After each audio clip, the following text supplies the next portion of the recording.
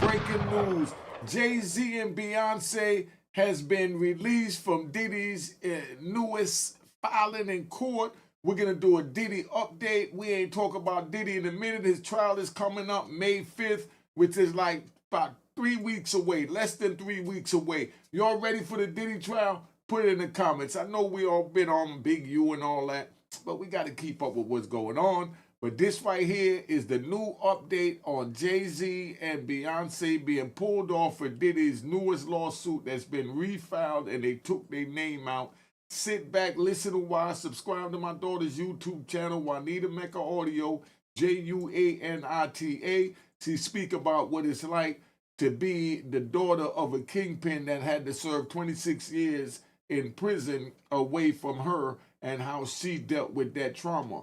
Let's keep it moving. All right.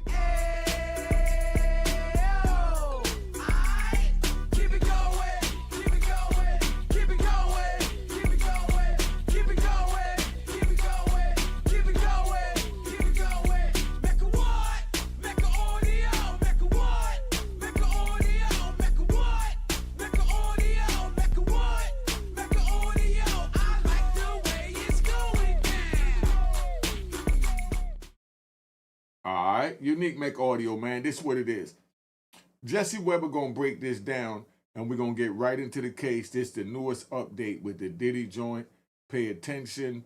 They took Jay-Z and Beyonce's name off. Someone else refiled it. They tried to say Jay-Z and Beyonce was dead, this and that. Listen to this. It's a good update. All right, the trial, May 5th, and you know we on it live. Hey, we have a follow-up to quite the lawsuit. I talked about this a few weeks ago. This guy out in Florida named Joseph Manzaro filed a lawsuit in Florida federal court claiming he was a victim of sex trafficking and sexual exploitation at the hands of Sean Diddy Combs and others. Explosive lawsuit, broke the whole thing down in a prior sidebar. You can check it out on Law&Crime's YouTube channel. But basically, he alleged that he was kidnapped, he was drugged, he was held against his will, he was beat up, he was transported to a celebrity-filled party where he was then sexually assaulted, forced to partake in unwanted sex acts. And while he listed a lot of high-profile names in this lawsuit, not necessarily as defendants, but as people who were at this party, that he claims, by the way, was held at a property owned by Emilio and Gloria Estefan in Miami and then taken by a secret tunnel to Sean Combs' property. Do they look like freaks to you? The complaint that was filed at the beginning of the month read, high-profile individuals including Jacob Arabo, Jacob the jeweler, Jay-Z, Gloria Estefan, LeBron James, and Beyonce Knowles Carter are identified as witnesses due to their presence or knowledge of the events surrounding the freak-off orchestrated by defendant Diddy. You know, a freak-off has been described so many times in different lawsuits and the indictments, but here's the thing. In a newly amended complaint, Manzaro has dropped Jay-Z and Beyonce's names. And that is really interesting because here's the thing. What did Manzaro allege in the prior complaint? Quote, now, before we get into what Manzaro alleged in the prior complaint, I want to know, why do you think Jay-Z and Beyonce's name was dropped from this lawsuit currently filed? Upon regaining partial consciousness, the plaintiff found himself inside a large party area upon information and belief that it was Diddy's son's birthday party.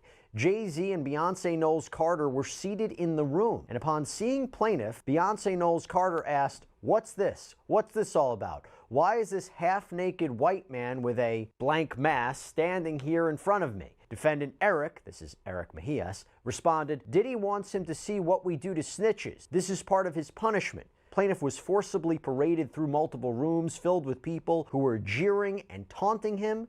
Defendant Diddy explicitly ordered plaintiff's degradation, saying, "He's going to find out what we do to snitches tonight. Get him undressed." But now, in a newly amended complaint, Jay-Z and Beyonce, no sign of their names. Their names are dropped. Their names don't appear anywhere. Why? Well, there's no official stated reason.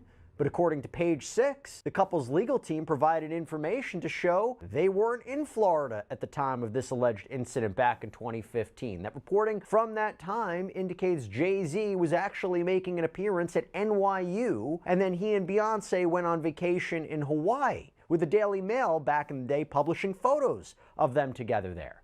So So do you hear that? Jay-Z done produced evidence that he wasn't even here where he was at, and these people done threw his name in a lawsuit. Does that put the whole lawsuit in jeopardy to you? Does that make you question the whole lawsuit, or does that make you say it's Diddy, he's guilty? I mean, somebody put in the comments, let me know where you at with this. They wasn't even around when this happened, and their names was thrown in a lawsuit. I want to bring in right now Law&Crime's legal counsel, Elizabeth Vulai, to talk more about this. She is so generous with her time because Law&Crime, we have so many legal issues we got to talk about, but she's been following these cases. So, Elizabeth, thank you so much. So is this why they were dropped from this amended complaint? It feels intentional. I mean, what do you think?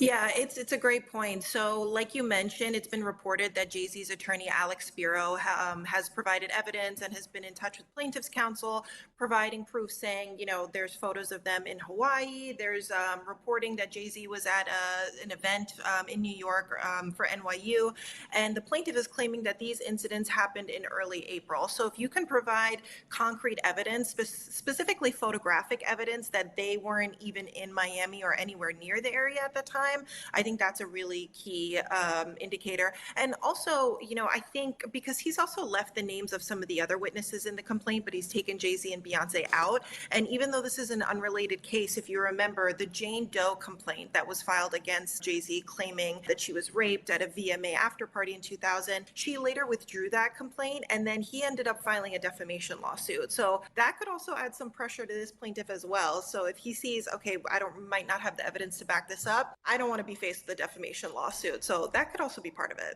I was going to ask you that. Because he files this after that complaint was dropped, after my timeline's correct. Jay-Z's attorneys file that extortion defamation suit against Jane Doe, again, who claims that when she was 13 years old back in 2000, she was raped by Jay-Z, drops that case. So you would wonder, I'm not going to go after Jay-Z. I mean, he wasn't named as a defendant in this action, but I'm not even going to mention Jay-Z or Beyonce unless I have the goods, right? Which is interesting because, as you mentioned, attorney Alex Spiro, who represents Jay-Z, released a statement to People saying Jay-Z wasn't in Florida at the time to witness this incident. He was engaged in easily findable public activities that prove he was not at this event. This is more nonsense that erodes the trust in our justice system. Talking a lawsuit like this, how do I not bring up litigation experts, our sponsor, our... Yeah. So you tell me if you believe that or not, because there's a whole bunch of stuff going on, man. Here go Jay-Z. Let's see what's going on. Question, Elizabeth. If this is easily findable, the attorney representing Mr. Manzaro, wouldn't they have said, can you prove this other than you saying this? I mean, if this was easily findable, you have to imagine that an attorney before filing a complaint would say, let me see if I can back this up. That's the part that's a little concerning, unless there's another reason they dropped their names. Right. No, it's completely right. And when this first came out and the photographic evidence and other things came out showing that they weren't apparently in Miami at the time, I was a little surprised that they brought their names up as well, especially considering the defamation lawsuit that's currently pending that Jay-Z filed. There could be a multitude of reasons. Maybe the attorney handling it is taking what his client is saying at face value. I would think most attorneys, especially if you're bringing up big names like that, people that have a lot of resources, a lot of financial means, they have a lot of power. I would think that an attorney would, want to make sure they do their due diligence and make sure they were really there. It could be that he did and he thought there was enough evidence to support that. It could also be as an attorney, if you're dropping these big names, and again, strictly as witnesses for now, most of them, if you're dropping these big names, maybe that'll draw more attention to your case. It might put more pressure on the opposing parties. So there could be a bunch of different reasons. What's the ability for a Jay-Z or Beyonce to file a lawsuit because they were named in this lawsuit? I mean, there is a litigation privilege, right? Yeah, that's right. So there is a litigation privilege. Usually what happens is that you don't typically are not able to sue for defamation for statements that are made within judicial proceedings. Sometimes what people do is, they can file, attorney for the other party can file a motion for sanctions. So in federal court, and this is a federal court case in Florida, you have the ability to file sanctions if the attorney is bringing forward a lawsuit that's frivolous, that's done, sort of recklessly. Because they're being named as witnesses, witnesses, though, I would think that's going to be a little bit tougher because they're not the direct parties named here. They were just witnesses. But there's a potential option for them to bring forward a defamation claim if they can show that there was negative statements being made. So these statements that they were witness at this potential freak off, allegedly, that they witnessed all these things that maybe they didn't do anything to stop it. They could imply this is a negative statement. It's not true. It was made recklessly. Therefore, there could be defamation here. I think moving for a motion like sanctions, if you're not a named defendant, might be tough. But, there's a possibility you can move forward for a defamation claim if you're recklessly named as a witness in a lawsuit and it's not true. But the fact that their names were dropped, and again, this doesn't appear to be like an oversight. Oh, we meant to include them and we're going to amend it. It seems like they were intentionally dropped because there's pretty much everything else about the second amended, the amended complaint is identical. It makes me wonder, does that show a weakness in this case? Does it show a weakness in the accuser's account? Yeah, I think it could be alleged that it sort of chips away at possible credibility because, like you said, the other witnesses were left in. LeBron James, Gloria Estefan, the only real people that were taken out were Beyonce and Jay-Z. It sort of reminds me, again, coming back to that Jane Doe lawsuit when she had mentioned that a member of the band Good Charlotte was a witness to this alleged incident. And then it later came out, a representative for the member of the band said, actually, no, he wasn't even in the state at the time. He was on tour with his band in a completely different state. So even though he was initially referenced as a witness, in the public eye, that sort of chipped away at the alleged victim's credibility. And I think it could be argued the same is being done here. If you are throwing out these names and it later is revealed that they weren't there, I don't know if it necessarily negates every single claim that he's making, but it could pose some challenge to his credibility in the public eye. And you mentioned that because it doesn't appear that Manzaro and his lawyer, whatever conversation they may or may not have had about Jay-Z and Beyonce, and why they decided to drop them from the suit, again, as witnesses, they are moving ahead. They have filed this amended complaint. They've named several people as defendants, and they've still named several people as potential witnesses. So you have LeBron James, Jacob the jeweler, the Estefans, which in fact, according to the amended complaint, which is, again, seemingly almost identical, it reads, quote, "Inside, Gloria Estefan panicked upon seeing plaintiff's deteriorating state, demanding call an ambulance. However, defendant Emilio quickly silenced her and ushered her away into the crowd. At that moment, plaintiff briefly saw LeBron James, who was wearing a white bath towel, brown shower shoes, and carrying a shaving bag, walking through the hallway. LeBron James looked at plaintiff and in response to Gloria Estefan's plan for an ambulance remarked, 'You all better do something about that.'" So Elizabeth, it seems that Manzaro still believes he can prove that this happened, and he may want to call LeBron James and Gloria Estefan as witnesses. And by the way, Emilio, Gloria's husband, is named as a defendant, by the way, claims that he enabled Sean Combs' sex trafficking of Manzaro. So it seems like he's going full steam ahead, saying this happened and they have a part of this, they're a part of this too.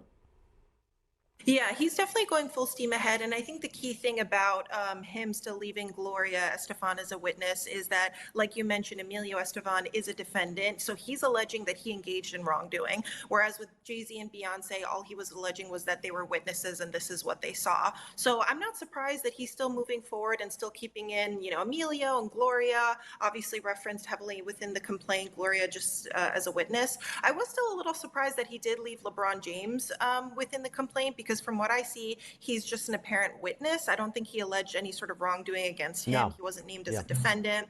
And I believe his attorney made some sort of statement that he might not have been in Miami at the time, that he was playing for the Cleveland Cavaliers. So I was kind of surprised he left him in there, but I wasn't surprised that he was still moving full steam ahead with the complaint. Yeah, I'll get to those statements in a minute because they are quite telling as well. The interesting part about this is, how are celebrities going to fight these subpoenas to testify if this case progresses? Yeah, so assuming this case progresses that far, let's say to a trial, I don't think it will. But if it does, it is hard to negate or fight against a subpoena. There's different ways that you can do it. You can say, for a lot of people, they will say, the subpoena poses an undue burden, whether it's, in terms of my time or my resources or other things I have going on in my life. A lot of people also claim the burden of travel if you're required to travel a very far distance to come to court to testify. I think that's probably going to be a hard claim to make with, again, celebrities that have an excessive amount of wealth and privilege and things like that. So if it does progress this far, and if they are called to testify and it could be shown that they were in fact possibly at this incident and that it occurred and they witnessed something, I think it would be really hard to fight against that. Elizabeth, this development makes me think about this lawsuit in general. And as I mentioned, we broke it down here on Sidebar whenever it came out 2 weeks ago or so. But here's the thing, it makes me wonder the strength of it, because talking generally about this lawsuit, a few days ago, Combs' legal counsel released a statement saying, "This complaint demonstrates the depraved lengths plaintiffs will travel to garner headlines in pursuit of a payday. No sane person reading this complaint could credit this story. Mr. Combs looks forward to having his day in court where these lies and the perverse motives of those who told them will be revealed." And that is very consistent with how he has been denying almost all of the allegations, or all of the allegations in the civil lawsuits that he's been facing. And of course, he's facing criminal charges, has been denying them as well. Looking forward to his day in court to fight those. But I have to say, Elizabeth, after reading this suit, I myself have some issues with this complaint. And I want you to sort it out for me. Like, for me, I'm reading it. It didn't seem clear from the complaint. And you and I both know that when you file a complaint, there needs to be a level of specificity, a level of particularity for it to survive a motion to dismiss. And it didn't seem clear to me why the plaintiff, Manzaro, was allegedly targeted and what his connection to Combs was. You wonder if certain aspects of this account are maybe too fantastical to be credible. The idea that his doorknob to his home was laced with some sort of drug that knocked him out, that he was in and out of consciousness, that he was drugged but remembers certain details, including that he was dragged to the Estefan residence at about 12:30 a.m., very specific. I mean, what do you think about the claims overall in this case, particularly now that we're talking, two big celebrities are no longer named in that, and it makes you question the strength of the case? Yeah, I agree. Again, like I said, I think this definitely chips away at the overall case slightly. And it was a little bit confusing when I was first reading through the complaint. What is this person's connection, apparent connection to Diddy? Because a lot of the lawsuits that we've been seeing that have been filed, or allegations that have been talked about in documentaries or things like that, the person was either maybe in Diddy's entourage, they had worked for him, they had known him in some capacity. Here, it's not really clear. The issue of celebrities being dropped. A lot of the claims that were made, like you said, are very fantastical. So it does provide a little bit of doubt. But I will also say, when all this stuff about Diddy first came out, a lot of people didn't believe it. And this first civil lawsuit that I think spawned all of this, Cassie's lawsuit against him, a lot of people didn't believe her. And it wasn't until months later, they ended up settling that suit, but it wasn't until months later when that video came out of them in that hotel hallway, I think, did the general public start to see, okay, maybe there's more to the story than we believe. And even in the indictment, when, the famous references to freak-offs and thousands of bottles of baby oil, all of that seemed ridiculous. But the more and more time goes on, the more allegations we're seeing, the more possible credence there could be. So it does seem like a really fantastical complaint, but based on what we've seen so far, you never know.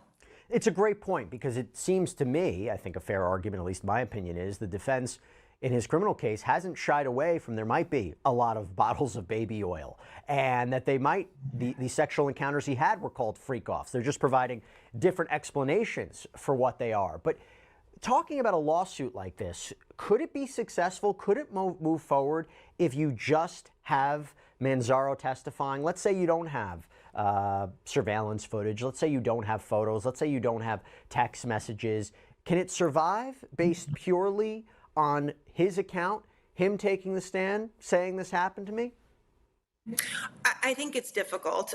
So generally in federal court, judges are very hesitant to grant motions to dismiss because the whole idea is they want to give plaintiffs a chance to prove their case. And when a person files a complaint, there hasn't been any discovery yet, no depositions, no written evidence, nothing like that. So it might go on for a little while. Whether or not he prevails, if it's just based on his testimony, I think that's going to be really tough. Because again, let's say a victim like Cassie, she had video evidence, she had other witnesses to these other alleged incidents aside from that hotel hallway incident. So there was a lot of evidence to back up what she was claiming. Whereas if it's just this individual just testifying, no video, no corroboration, no witnesses, I think that's going to be really tough. You know, another way of looking at it, you said it before, it could be so outrageous, so specific that you might be saying, how on earth can someone make this up? Maybe this actually, did happen. Which makes me wonder, before you file a lawsuit like this, if he had some evidence, right? If he had some proof, why not put it in the complaint? Put it in the complaint. It's a legal question of, does he really need to? You don't necessarily have to per se, but this is also a fight in terms of a media battle and a public perception battle. And you wonder, if you're going to file a lawsuit like this and name really high profile people, if you have some of the evidence to back it up, why not put it in the complaint? What do you think?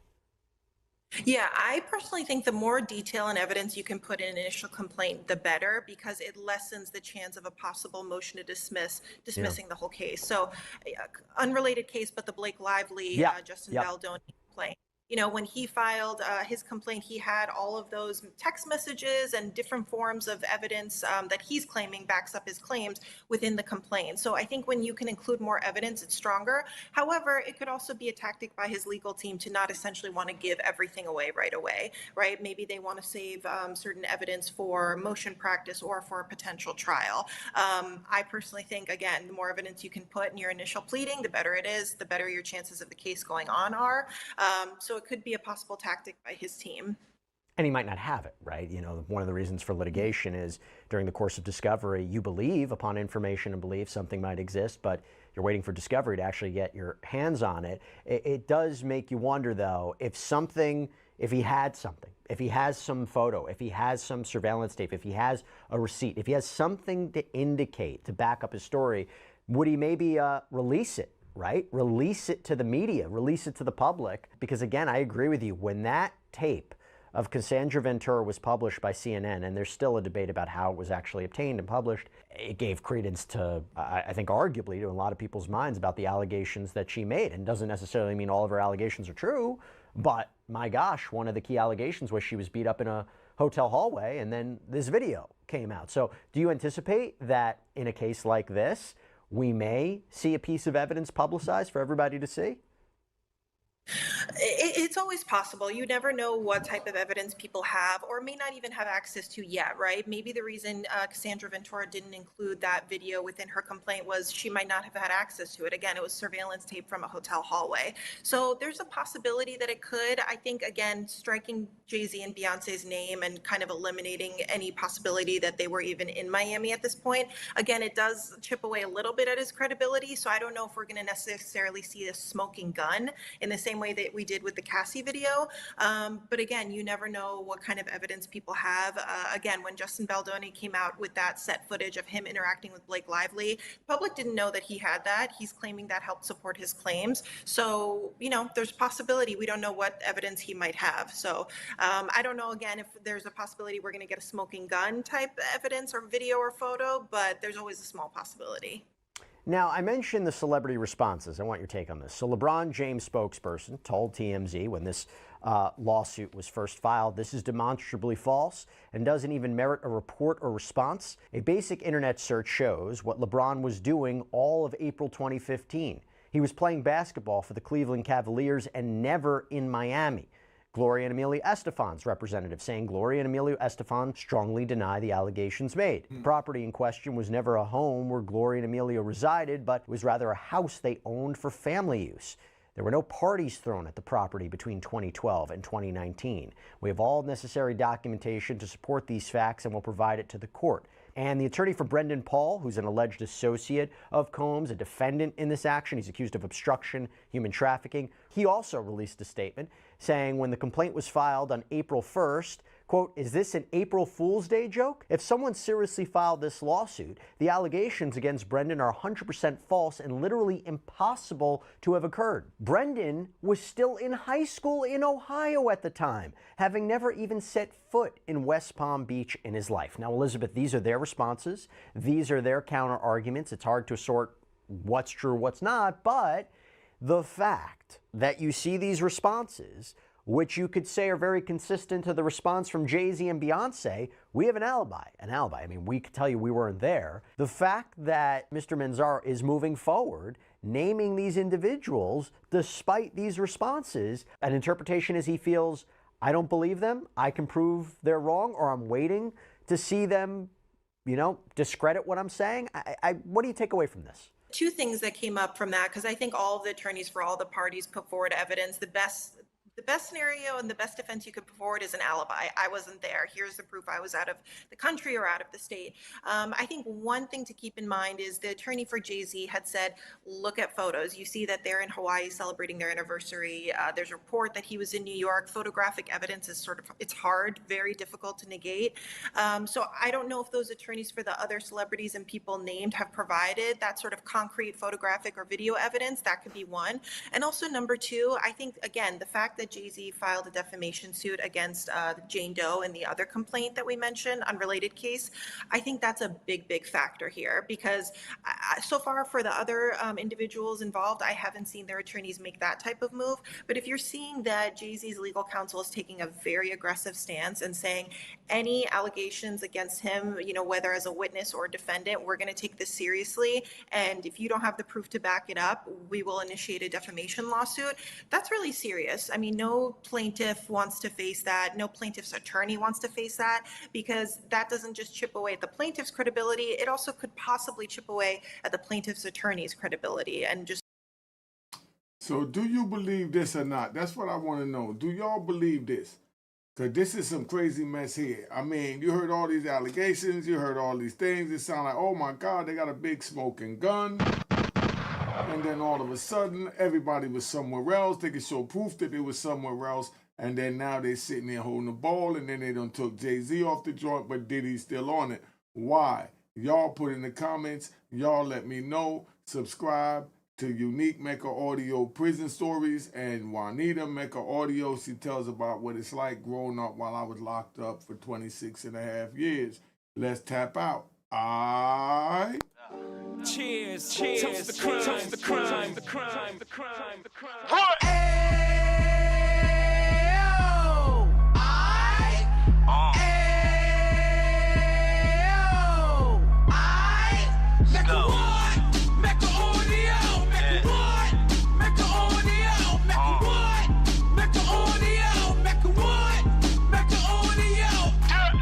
Fresh out the can of 26, yeah. Heat back on the strip, getting back in the mix. Yeah. What he mentions a gift. Right. You stand up 10 toes down, and I suggest you pay attention to this. Real. Take a little gully posse and put it in Harlem. He cut from the bottom, came up from the bottom. Drop the book, you should go and get it. The Instagram page and the YouTube, you could go and visit. Yeah. Then you could consider yourself LinkedIn. Real. Sit front row and get Jews from a kingpin. How he went through it, so you ain't gotta go do it. To not pay attention would be stupid. Talking about a man that probably put your grandfather on. Probably the reason that him and your grams got along. A man that generated millions on the block, did his time, never squilling to the cops, make an audio.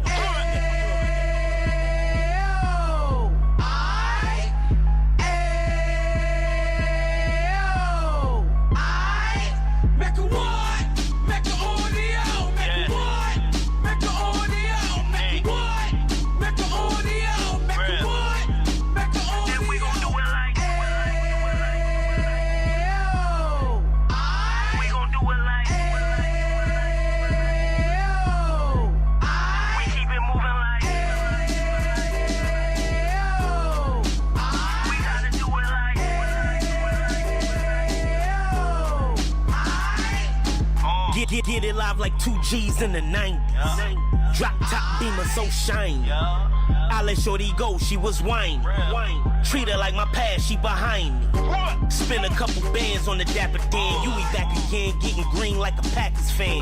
No cap, it's a roaring uptown. They be horn uptown, Dominican bust downs. Now we on the positive, we got a lot to give. Now he trying to stop the kids from being inoperative. So take heed, homie, lend a ear. He started in uptown, he gon' finish dead. But now it ain't about selling drugs, buying cars. It's about buying property to make the community yours, so we can give back to the.